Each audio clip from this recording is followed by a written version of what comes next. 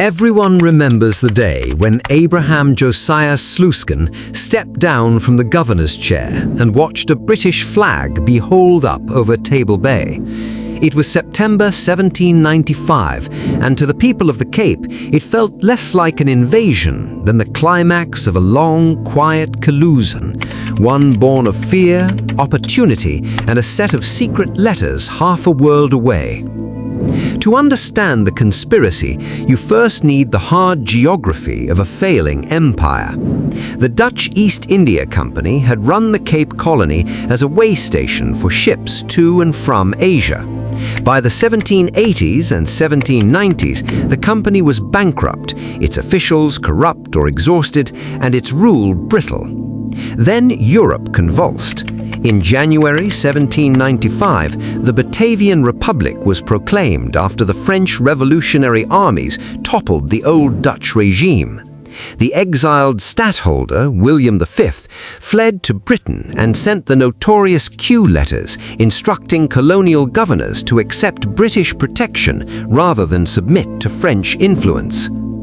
The Kew Letters were the spark.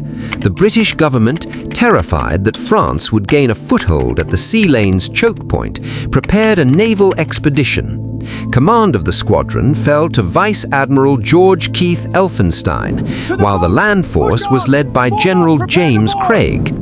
But beyond fleets and flags, a quieter operation was taking place ashore.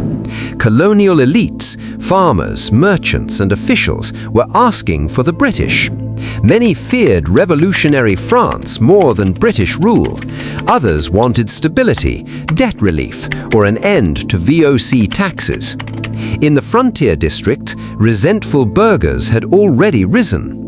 Graaf Reinet and Swellendam had declared de facto republics in early and mid-1795, rebelling against VOC misrule. The colony was divided, its loyalties for sale. Abraham Sluysken, the last Dutch resident governor of Cape Town, inherited a poisoned chalice. He had a ragged garrison, a shaken citizenry, and orders that made little sense in the new European order. When British ships appeared in Table Bay, their commanders came not only with demands, but with a political promise. Accept British protection under the authority of the exiled stadtholder's Kew Letters, and your property, status, and trade will be safeguarded. Behind closed doors in townhouses and farmhouses, emissaries and merchants whispered and signed petitions.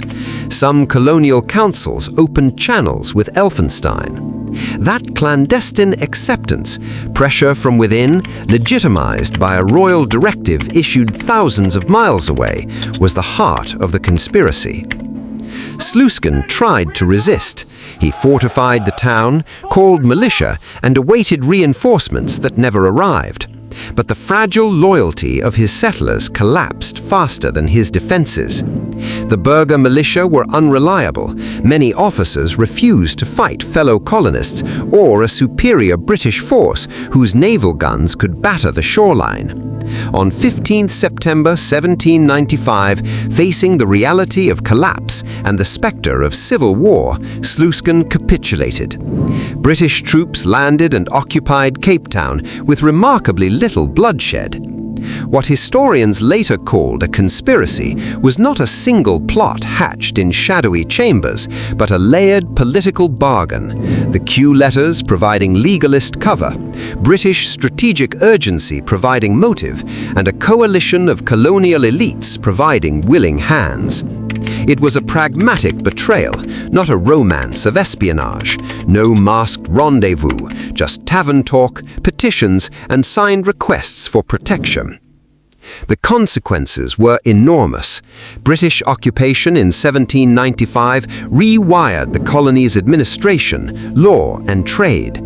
Though briefly returned to the Dutch in 1803 and recaptured in 1806, the political realignment set in motion in 1795 made British control permanent by 1814.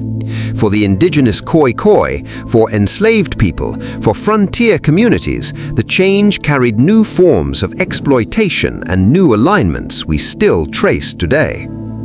The conspiracy of the Cape was a modern political bargain. Fear turned into invitation, legal pretext into a handover, and a collapsing imperial bureaucracy into an opening for a rising power.